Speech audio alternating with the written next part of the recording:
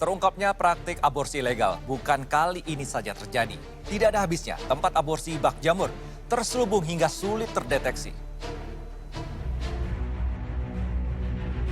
Mei lalu, jajaran di Treskrim Polda Bali mengungkap praktik aborsi ilegal yang dilakukan oleh dokter gigi di kawasan Padang Luih Dalung, Badung, Bali. Sang pelaku Iketut Ari Wiantara tertangkap basah saat sedang mengaborsi seorang pasien. Selain mengamankan pelaku dan meminta keterangan pasien, petugas juga mengamankan alat kedokteran yang digunakan untuk mengaborsi. Pengungkapan praktik aborsi ini berawal dari adanya iklan jasa aborsi di dunia maya. Demi menyamarkan praktiknya, pelaku berbisnis di rumah.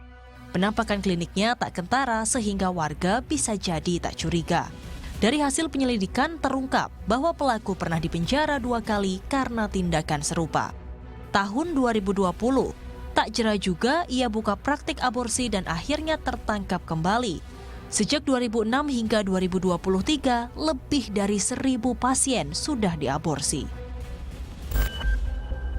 Masih pada bulan yang sama, Mei 2023, Satreskrim Polrestro Jakarta Timur menggerebek rumah di kawasan Pondok Kelapa, Duren Sawit, Jakarta Timur.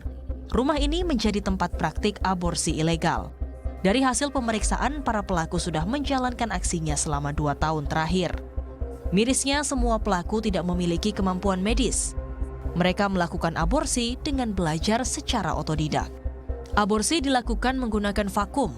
Janin kemudian dilarutkan menggunakan cairan kimia lalu dibuang ke toilet. Sehari ada 4 hingga 8 pasien aborsi dan omsetnya mencapai 25 juta rupiah. Selang sebulan kemudian, petugas Satuan Reserse Kriminal dan Unit PPA Polres Metro Jakarta Pusat gerebek sebuah rumah di Jalan Mirah Delima, Kemayoran, Jakarta Pusat yang dijadikan tempat praktik aborsi.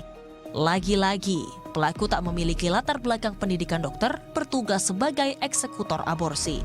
Petugas juga menyita alat-alat yang digunakan untuk proses aborsi, termasuk obat-obatan pereda rasa nyeri. Janin yang tak bersalah lalu dibuang ke lubang septik.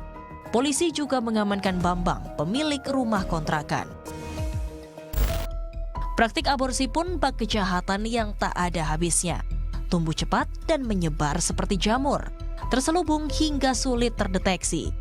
Mirisnya, praktik menggugurkan kandungan ini dianggap mudah. Mulai dari pil penggugur kandungan yang dijual bebas hingga para pelaku yang kerap otodidak. Tak perlu punya latar belakang medis yang mumpuni untuk aborsi.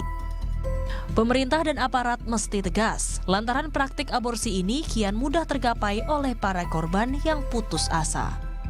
Tim Liputan melaporkan untuk NET.